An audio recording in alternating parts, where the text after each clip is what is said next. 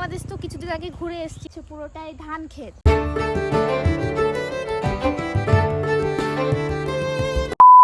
Camera লেন্সে আজকে অনেক দিন পর আবারও একটি আকর্ষণীয় ভ্লগ নিয়ে আমি চলে এসেছি। শীতের বিকেল মানে একটা আলাদা অনুভূতি। রোদটা নরম, বাতাসে হালকা ঠান্ডা, আর চারপাশে যেন সময় একটু ধীরেই চলে। আজ ঠিক সেই রকমই এক বিকেলে আমি রাস্তায় বেরিয়েছি। চারপাশ দেখতে দেখতে এগিয়ে চলেছি গন্তব্যের দিকে। রাস্তার দুই পাশে যতদূর চোখ যায় গ্রাম বাংলার অপরূপ রূপ চোখে পড়ছে। সবুজ মাঠ, খোলা আকাশ, আর সেই চিরচেনা শান্ত পরিবেশ যেটা না চাইতেই মনকে টেনে ধরে। এই সাধারণ দৃশ্যগুলো আসলে সবচেয়ে বেশি আকর্ষণ করে মানুষকে। চলতে চলতে চোখে পড়ে রাস্তার দুপাশে সারি সারি ছোট ছোট দোকানপাট। কোথাও চা, কোথাও মুদির দোকান, কোথাও আবার হঠাৎ দেখা যায় একটা অচেনা নাম, না জানা গ্রাম। এভাবেই পথ চলতে চলতে অবশেষে পৌঁছে গেলাম আমার গন্তব্যে। আর এখানে এসে একটা তথ্য জানানো সত্যি খুবই দরকার। এই মুহূর্তে আমি দাঁড়িয়ে আছি এমন এক জায়গায় যেটার সঙ্গে জড়িয়ে আছে ইতিহাস। একসময় এখানে ভারত এবং তৎকালীন পূর্ব পাকিস্তানের সীমান্ত তৈরির প্রস্তাব হয়েছিল।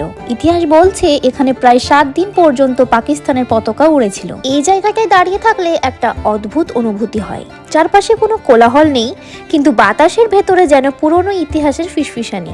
আজ আমি দাঁড়িয়ে আছি এমন এক মাটির ওপর যেখানে একসময় প্রশ্ন উঠেছিল, এই মাটি কার, এই আকাশ কোন দেশের। একটা সময় ঠিক এখানে ভারত আর তৎকালীন পূর্ব পাকিস্তানের সীমান্ত তৈরির প্রস্তাব উঠেছিল। মানচিত্র তখনও পুরো ঠিক হয়নি, রেখাগুলো তখন কাগজে কাঁপছিল।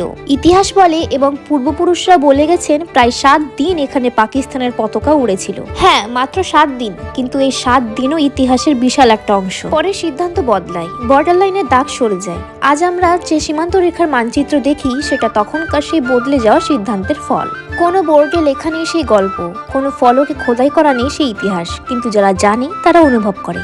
এখানে দাঁড়ালে মনে হয় দেশ আসলে শুধু কাঁটাতারের বেড়া না, দেশ মানে অনুভূতি। একটা রেখা কারোর জন্য সীমান্ত, আবার কারোর জন্য স্মৃতি। মানুষ কত সহজে বলে দেয় এই দিকটা আমার, ওই দিকটা তোমার, কিন্তু এই মাটি কি কখনো কাউকে বলেছে আমি কার?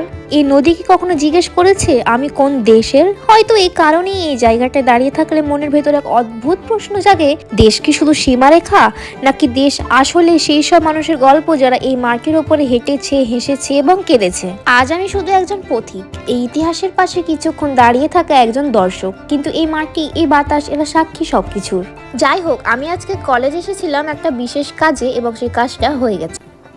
তো আমি আজকে এসেছিলাম সার্টিফিকেট নিতে, যেটা হচ্ছে ডিএলএড। ডিএলএড হচ্ছে একটা ডিপ্লোমা, যেটা কিনা প্রাইমারি টিচিংয়ের জন্য করা হয়। এডুকেশনের ওপরে ডিপ্লোমা। এডুকেশন যেহেতু একটা সাবজেক্ট, আমরা সবাই জানি এডুকেশনের বাংলা হচ্ছে শিক্ষা বিজ্ঞান, তো সেটার ওপরে একটা 2 ইয়ার্সের ডিপ্লোমা কোর্স। তো আমি সার্টিফিকেট নিয়ে নিয়েছি, তো আমার কাজ হয়ে গেছে। পুরোটাই ধান ক্ষেত।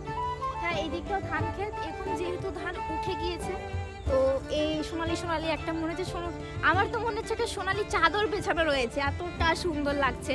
গ্রাম বাংলার সৌন্দর্য আমরা যারা বাঙালি তারা তো জানি। আমি বাংলাদেশ তো কিছুদিন আগে ঘুরে এসেছি, তো আমি যেখানে গিয়েছিলাম সেখানে আমি অতটা ধান ক্ষেত দেখতে পাইনি। অন্যান্য ক্ষেত আছে অবশ্যই, বাংলাদেশে তো অনেক কিছুরই চাষ হবে, সেটা তো আমরা সবাই জানি।